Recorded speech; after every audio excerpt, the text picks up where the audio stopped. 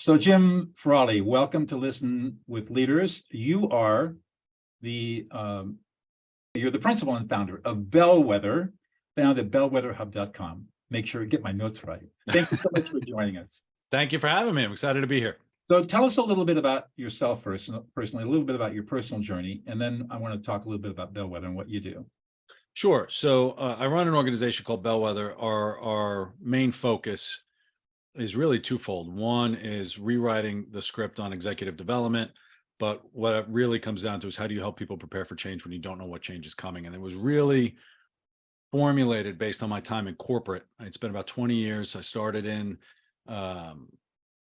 learning and development, corporate training, and that evolved into a career in the financial services industry where I was doing executive communications, chief of staff roles, strategic planning, and I really earned my chops, or really baptism by fire, I guess you could say, was doing executive communications during the financial crisis in 2008, which was like the worst, I remember. perfectly encapsulates wrong place, wrong time doing executive communications and financial services. Right.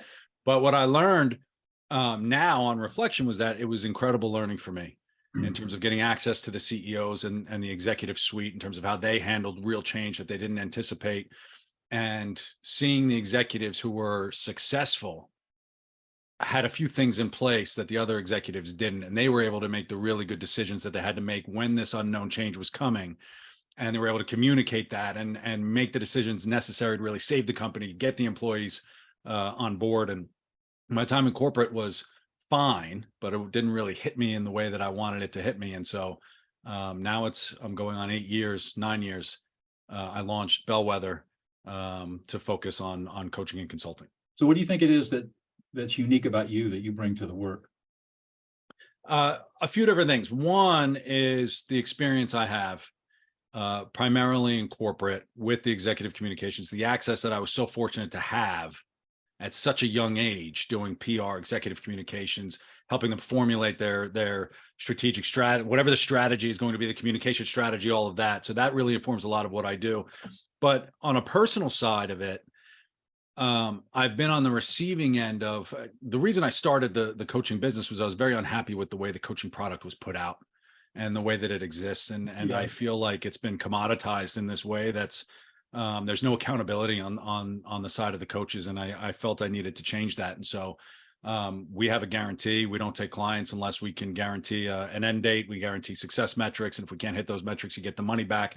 We have to put accountability on us. And that's been a significant differentiator for us as we work with clients and organizations and executives to say, look, at the end of these 6 months, you're going to be in this place that we agree on. And if we can't get you there, we're going to end it soon.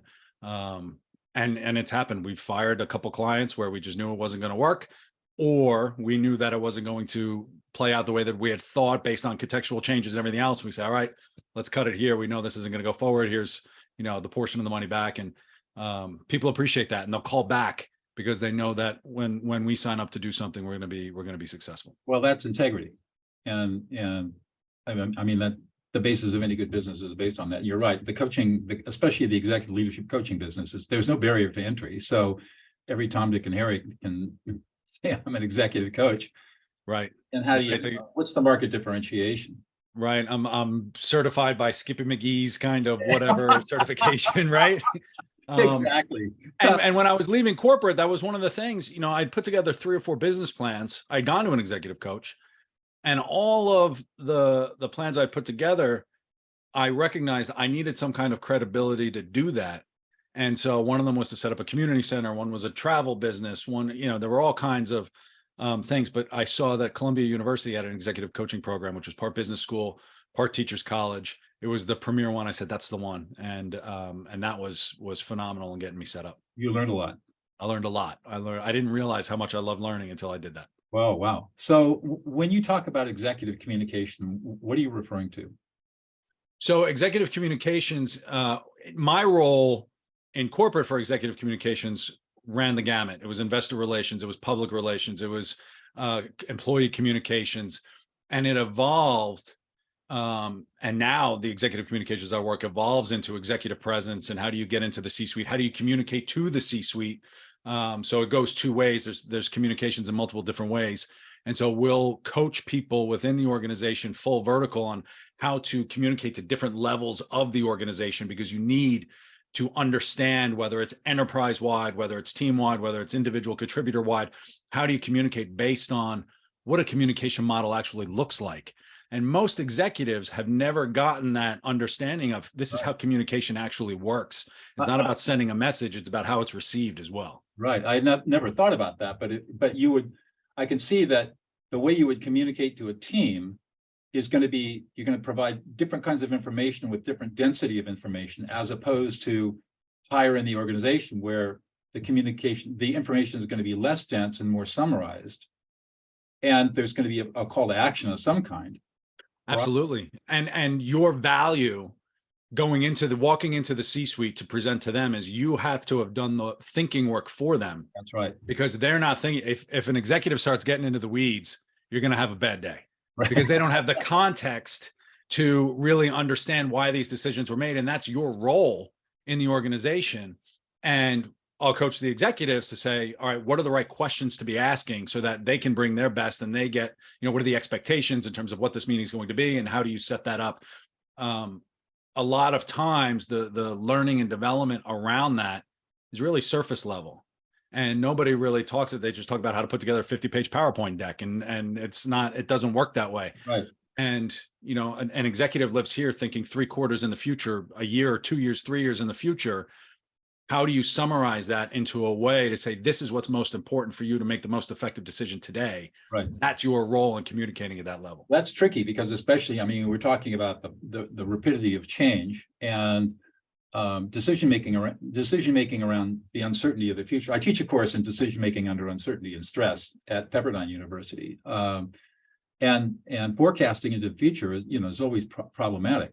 So I think that one of the skills that would be essential is how to assess the possibilities, but without letting cognitive biases distort your decision-making process. Absolutely. And it's learning how to do that, to me, seems to be foundational to what you must be teaching. Foundational. And it's so important. I argue now that goals are important, but not nearly as important as the ability to make effective decisions in the moment, because all of these initiatives in corporate are outdated before they could be finished. And so how do you take what you've done to make the changes that you need to make so that it's still relevant, so the work isn't lost? Right. And to do that, a lot of the work we have to do, I say macro change requires a focus on micro individual. Is how do you shed the assumptions that you're bringing to the table? How do you ask really good questions so that you're able to get the expertise and perspectives that are relevant so that you can make the decisions in the moment that you have to make? So this takes some pretty good critical thinking skills, I think. It takes pretty good thinking skills. It takes pretty good question skills from an objective standpoint. And it takes pretty critical, I hate the term vulnerability, but how do you define vulnerability and humility? I think many people have misinterpreted because it's become such a buzzword. Right. But how do you ask a legitimate, objective question? And I always ask my executives, nobody ever has a good answer, is how do you define a question? And nobody knows what the answer to that is. We're so focused on listening skills, less focused on how do you ask a really good question? And a question is a request for information where you legitimately do not know the answer. And we're trained our entire lives to be right. We're trained as executives to have the right answers and to give the direction. So how do you take a step back, shed the assumptions and judgment, and ask a truly objective question so that other people are elevated in the right kind of way to provide the value that they want to provide? And that gets to the vulnerability you're talking about, because you have to you're going to be ignorant, and you don't have to have all the right answers, and you don't have to be Mr. Smarty Pants. You got to sit back and say, I don't know. Can you help me? That's right. That's right. And when you get something like a pandemic hitting, or you get something where people are now working from home, you don't have the full playbook on many of these things. Right. And you could draw on your experience, but the world in 5 years, your experience in 1990 or early 2000s is almost going to be irrelevant with AI and everything else. And so how do you get these different perspectives to kind of inform your experience so that you can bring the real kind of value? So how do you get your clients to do the mind shift that it sounds like it takes to be able to start being effective at this? So the work has to be done by them. And when I talk about accountability on a coaching perspective, I talk about accountability in 3 different ways. Accountability has to come from the organization. so that they can set up the expectations of what a coaching engagement should look like, or the workshop, or whatever it is. What do we expect out of this from the individual going through it and the coach? And they're typically paying the bill, so that's their accountability. What's the accountability on the person being coached? How are they defining what their success is going to be at the end of this coaching engagement? So that, because they're ultimately left holding the bag. At the end of any coaching engagement, they're left with the decisions that they're making. And so how do we build up, from a personal capability standpoint, the openness to say, this is now my responsibility as an executive to change this behavior, to ask these types of questions, to get the best out of my individual people and teach them how to ask really good questions and do that. And so the accountability is really three ways. And that's why, we have fired clients, because the accountability wasn't there on the individual, Right. where they've just dropped off, and we say, sorry, this isn't going to work. Right. That's right. Yeah. I love the idea, because when I'm teaching people, executives, I always tell them, you've got to be teaching 2 levels down. Always teach you want to be teaching the people who are going to replace you. Absolutely. You're teaching the people you want to, and how do adults learn? We think about teaching as an external focus. I'm telling you what to do. Right. No. But it doesn't work that way. Individuals learn by doing and by experiencing. And right. I tell anybody, you find me one executive who has to walk into the CEO's office to say that they missed a target, they will never make that mistake again. That's right. And so that's how they learn, and that's how they develop, and that's how they build that expertise that we all have as executives. Right. And then learning how to pass that, expertise down. I think the problem we've been seeing with the Great Resignation, or whatever it is, with all these people leaving, is leaders at the top are not taking the time to develop the people down below, and people are fed up. Tired of it. Yeah, I think people are fed up, and we're seeing also. I just had a lunch the other day talking about a CEO of a beverage company is so frustrated with individuals' inability to understand what work is. I think we need to. I mean, and it sounds silly, but when I'm talking to executives, we're redefining. What do you expect from people? Right. It's not a person sitting at a desk for 40 hours. It's how are you getting them to articulate their value? When we talk about entrepreneurs in residence, I worked in corporate and I worked a lot of hours and I did good work, but I didn't really know what work was until I had my own business, right? Where the accountability ends with me. It's not that I could push it off and push paper and do this little work and, whatever. How do we teach that? And what's the reason to do that type of work for individuals? And what's the reward and what's the consequence? And what are the expectations? And we're revisiting that, because the way that work has manifested over the last 30 or 40 years, a person comes into this job and then we do some layoffs and more people come in and they're sitting in their cubes and they're doing the same processes over and over. Where's the process or review to say, we don't need to do this anymore? That's right. And many executives in the conversations we're having, we're doing this philosophical discussion. And I did this in finance. If the market goes up 50% or down 50%, who are you letting go? What initiatives are you stopping? We're doing that now, where if we let go 50%, 80% of the workforce, could this company survive? And most people are finding the answer is yes, because we're doing so much ridiculous work. And we're just, the power has been with the people a lot with the pandemic. I'm working from home. I'm getting my flexibility, and it's very good. And they're defining their boundaries. But the pendulum has swung. It's got to swing back a little bit for the benefit of the corporate, right, for the benefit of pushing the business forward. And where that balance and swing goes is an interesting exercise. Yeah, I know that in the legal profession, there's a lot of senior partners complain about the fact that young lawyers are coming into the profession not willing to put the hours in that it requires to learn how to be a good lawyer and to do what the client needs. It's been a real challenge.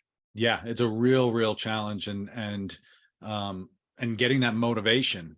That's right. Most people don't see. Most people don't appreciate. And I think part of it is, you open up TikTok and you see all the videos of people making buku bucks in like 2 hours a week, and it's all a bunch of BS. And nobody's really, nobody is really talking about the amount of work it takes to get that done. To get it done, to be sitting at the C-suite table, to get to that table. A lot of the work I'm doing with middle management, I want to be a chief marketing officer. Say, all right, give me your board deck next week on what the future is going to be. And they can't do it. Right. And they don't realize what they don't know and how much work still needs to be done. And then that's a nice baseline where we say, okay, now we could do that kind of work. Let's do that experience and get that work going. And it completely changes their trajectory because they have a different understanding of what's expected. It's kind of amazing that people don't understand this. I mean, they don't pick it. I guess business school doesn't teach it. And They don't learn it in college. How do you plot a career trajectory?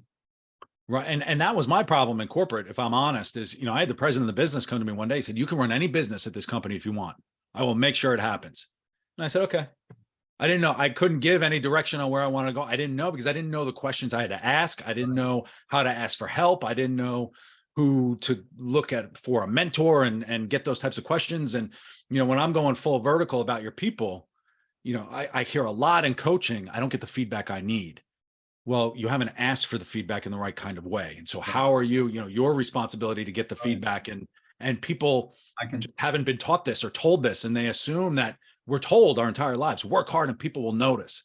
No, nobody's going to notice. Right. And they notice because they're focusing on them and getting their work done and promoting themselves.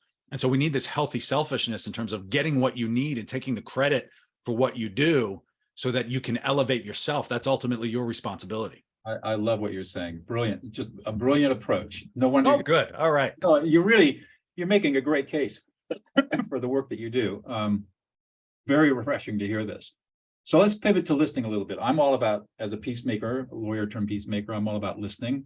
Tell me, I know that you said before you thought that questions are more important about listening, but let's talk more about that. Let's tease that out a little bit. So listening is important, I presume. How many of your clients really know how to listen?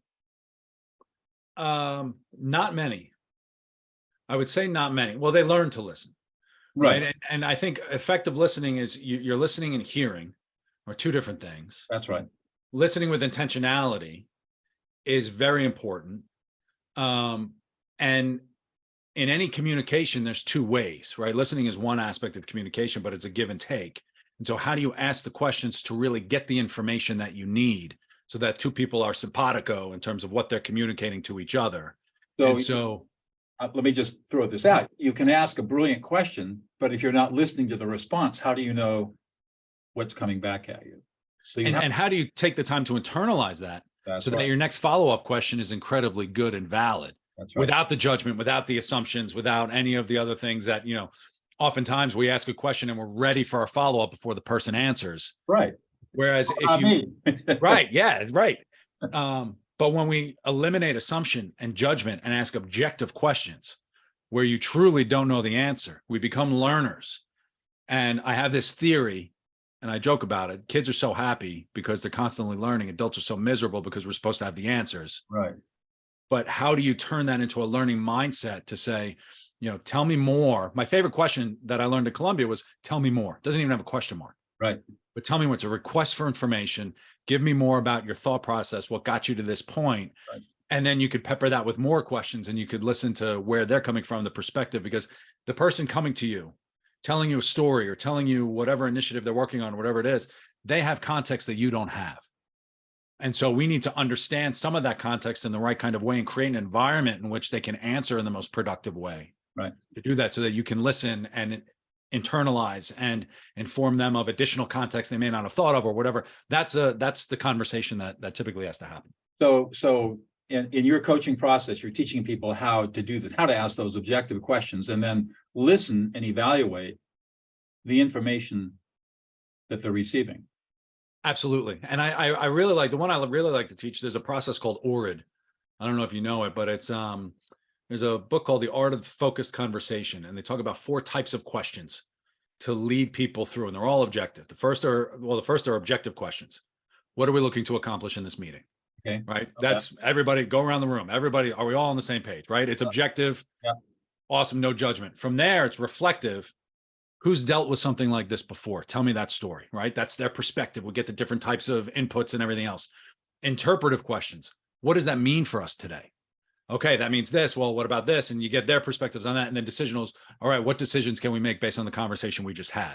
And what decision making process is most appropriate here? And what decision? Exactly. And there are countless questions within those 4 categories that would lead your type of question, whether it's a managerial review or launching a new initiative or launching a product or reviewing a client meeting, whatever it is, any scenario, you follow this process and you could fill in hundreds of questions to lead the discussion. Because ultimately, as a leader, your job is, 1, to facilitate that discussion and then make the decision necessary to push the business forward. That's really your role not to get into the weeds or anything else. Everybody else's responsibility is to bring the information that they have so that they could fill in the gaps. Right. But your facilitation in a discussion and listening to those perspectives to inform your decision making, that's ultimately your role as an executive. So I take it part of what you teach and coach is how to do that precisely, how to facilitate effective meetings. Facilitate successful meetings. And I'll give people homework to say, go test this out on smaller scales. Right. And it's incredibly uncomfortable because it's a whole new way to do things. So every time we're talking, we're trying so hard to say, well, this is why you're wrong.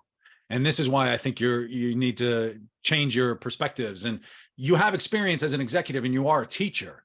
And you can say, all right, that's from where you're sitting, understanding where a person's sitting.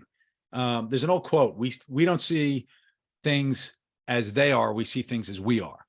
And that's, our perspective and another person's perspective. We're open to more information. We see more information and we see a bigger picture. And our job is to facilitate that and create an environment so that people are comfortable sharing their perspective. And, is it okay for a person around your table to say, I wasn't aware of that and I'll put that in and I'll come back to the next meeting with something. That's creating emotional and psychological safety. 100%. Yep. Absolutely critical for functionality in a team. And most people don't even recognize that. They don't even know the importance of psychological safety. They don't. And I mentioned psychological safety to so many executives and they look at me like I've got three heads. Right. And then it sounds so soft. It just sounds so soft. But when I explain what it is, right. They're like, well, of course I want that. That's what I do. And say, no, that's not what you do. That's, you want to do that. But, the little micro conversations and, a high school kid could do this and rah, rah, rah, rah, rah. And it doesn't really manifest in the right kind of way. Right. What's always interesting to me is when executives say, oh, that's too soft. And they don't even recognize that the term soft skills was developed by the U.S. Army Training Command in the 1960s to describe all of the skills the commander had to have to control a battle space. And it wasn't shooting a rifle or driving a tank. It was critical thinking and being able to communicate and being emotionally intelligent and having clear decision-making authority. I mean, all these things, those are all the U.S. Army soft skills. Right. Absolutely every executive has to master. And yet we hear all the time the pejorative, oh, that's too soft. It's too soft. But if you take a look at the change that's happening with AI disrupting everything, I mean, people are questioning their value as human beings. That's right. Your job as an executive right now in terms of people strategy is to recognize the human being sitting across from you because they feel unsettled. That's right. And if you want someone to believe in your business, if they want someone to follow you and hitch their wagon to you, they have to know that you've got their back as a human being. And that's a very, very big challenge for some executives. That's right. I mean, that's exactly what I teach. I teach people how can you be the leader that everyone wants to follow? And you do that through leadership empathy, which is one of the skills that I teach. And it's transformative to watch how it works. It is. And I remember going to Columbia. I'd spent 20 years of finance. The first day they were using words like love and everything. I said, this is ridiculous. Nobody uses those words. Right. But when you see it used in different contexts and you give it meaning and you say, you know what, this is legitimate. This is valid. That's right. And you see the change that really happens. And when you put the filter on, if we have a filter that's too soft, we're dismissive of it. If we could put a filter on it and say, where's the validity in this? All of a sudden, it has legs and it starts to manifest in a different type of way. For example, I mean, what I teach is based on neuroscience. It's not based on what we think, how we think the brain works. It's based on how the brain actually works. And, the skills I teach, I've trained murderers to be peacemakers in maximum security prisons. Yes. Pretty powerful stuff. So you're right. It's all based on hard science, hard empirical data, and it's not soft. It's not soft. No, and it's valid. It's and absolutely valid. And transformative. That's amazing. So we got a couple of minutes left. Just share a couple of quick stories of some of the successes you've had with your clients. Oh boy, some of the success. Of course. So my favorite story. I was working with an executive who ran a large HR company. And he was just working primarily on time management. He said, I'm overwhelmed. I need to run this business better. We kind of worked on a whole bunch of things. His wife had reached out at the end of the engagement, invited me out to coffee and started crying at coffee because ultimately he was talking about his work life. But what was under the surface was how his home life was just mayhem with his kids and he wasn't spending. So she's like, life at home has completely changed. He's much more present. He's got control of his tasks at work and everything, but he's created his boundaries and we've done all of these types of things. And That's my favorite story. And that was towards the beginning of when I really Wow. started coaching. And that was, that had the business ended up growing significantly. They got acquired by another company and major success. So that was great. The business got under control and he was able to focus on his home life as well. So that was a nice personal story. But there have also been success stories in terms of having, one was a law firm where we had all the partners of the law firm working together. We found so many gaps in terms of the way that processes were working, by the way that they changed their questions and changed they were interacting with each other. They found millions in lost revenue that they didn't know they had. And so that was fundamentally changing them from a business perspective. We found so much more business in terms of, we always think about lawyers in terms of hours billed and everything else. There was just revenue being lost based on judgment and working too quickly. And they weren't following the processes they needed to follow in terms of getting that business through the door. And it changed their trajectory as well. So from a business perspective, from a home perspective, we're taking personal capability and marrying it with corporate work. And most people don't do that, but that's ultimately what needs to happen in 2023. It's critical. I mean, you can spend your whole life building business success and completely destroy your family life. That's right. So what I teach, the skills that I teach, for example, teach you how to not only listen to people at work, but at home, build intimacy and be able to listen to your kids and listen to your partner and create the same trust and loyalty that you create at work. You use the same skills to treat at home so that you don't sacrifice your family for your career. And home is a great place for many of my executives to test out the behaviors. That's right. Before they bring it to the workplace. Right. Where you have a spouse, you obviously married them for some reason. Right. They should be your best partner in the world. That's right. This is a person who will help you develop, test out the behavior with them. I love that. And then come back and take it to the workplace too. I love that. One more question and we'll wrap it up. A little more personal. So what would be one thing that we wouldn't know about you, Jim Frawley, unless you revealed it to us? Oh boy, one thing. The big one that I always get asked about, 5 years ago, I quit drinking and it changed my business. So when I think about, and much of the work, when I work with executives and we talk about the personal kind of micro focus, you focus on the physical, you focus on the mental, you focus on the social. What are the decisions you're making that will impact your ability to be successful? And one day I just woke up, I told my wife, I don't want to drink anymore. And that's it. And my business, I didn't realize how much it was affecting my business. Business tripled practically overnight. Wow. Right. I was having better conversations. I was focused. I was more present with my clients. I was doing all kinds of things. And so that was a really big one for me that people are always interested in hearing more about. But really interesting. Well, thank you so much for your time, Jim. This has been a great conversation. Thank you. It was great to be here.